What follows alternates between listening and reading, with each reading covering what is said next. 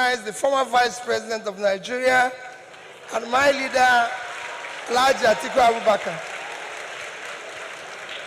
All other protocols duly. Mine is a very simple one. Let me start by thanking the organization for inviting me. As you know, I'm one of those strongest beneficiaries of the judiciary. For my strong legal team, for the work of my small legal team led by Dr. Onyechi Bazu, SAN, and led OJ Nadi, SAN, I wouldn't be standing here. You know that from my election petition to my impeachment to my tenure interpretation.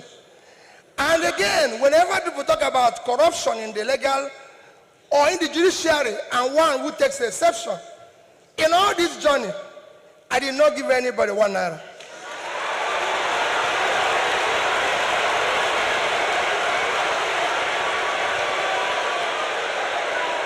So for me,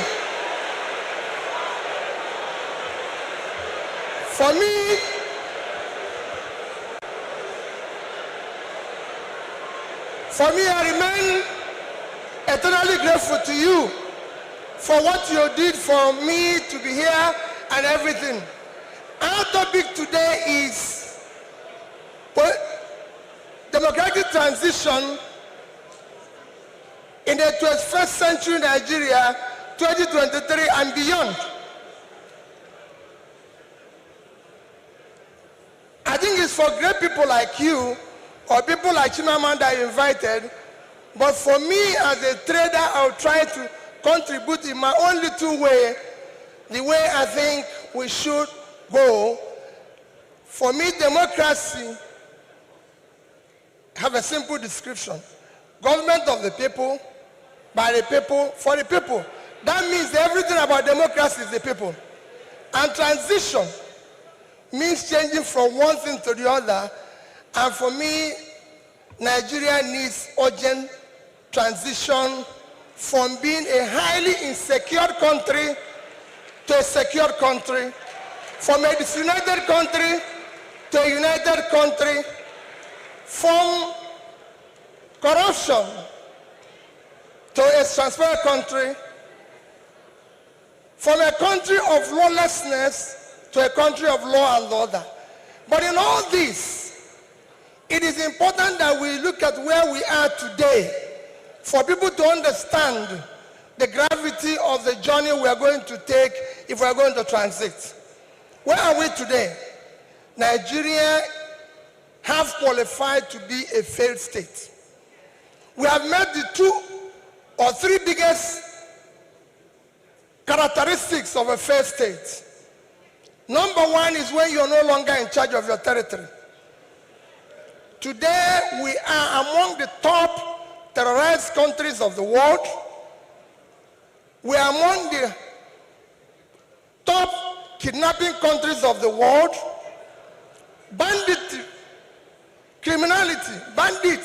have taken over some parts of this country. Nigerians are being killed daily. All sorts of criminality is going on daily. Even our most important source of foreign exchange revenue, oil, is today 80% stolen. That shows how bad it is. We are the only country, apart from Venezuela, who we know is their own is because of sanctions, that is not meeting up its OPEC quota. Every other country is begging for increase, but Nigeria is not meeting up its own. And you wouldn't believe the quantity that is missing. In July alone, our total average, our quota is 1.8 million.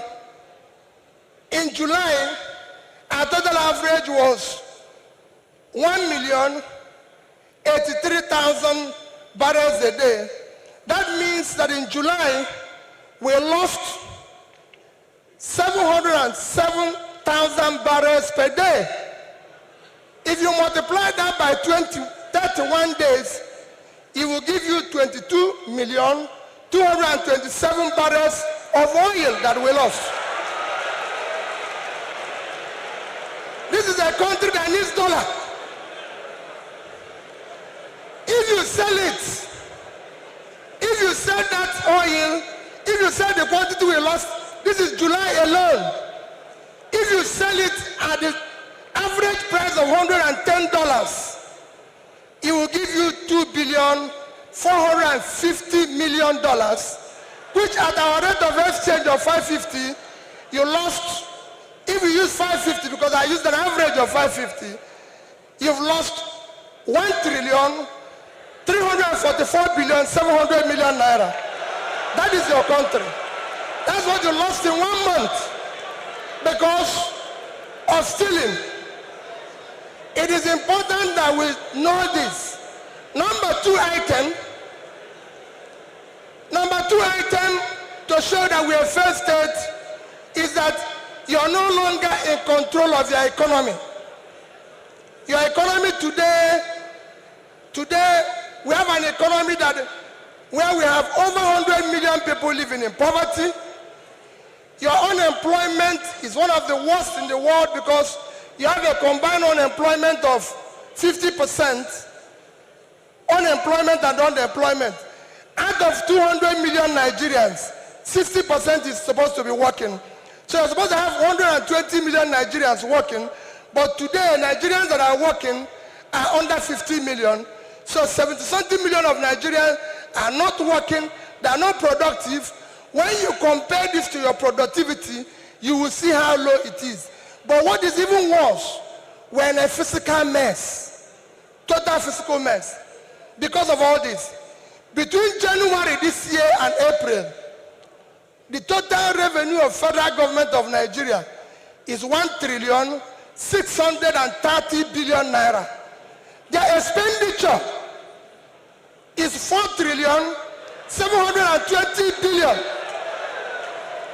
If you minus this, we have a deficit of 3,100,000,000,000. That shows almost 20% to almost 200% is the deficit. And this is the crisis you face. How did we come here? It's a cumulative effect of leadership failure over the years. Because it's 10%, I'll stop here, I would have talked about power. How did we come here? What are we going to do very quickly to come out of this? Very quickly, you need to have a visionary, articulated, competent leadership to start turning around this.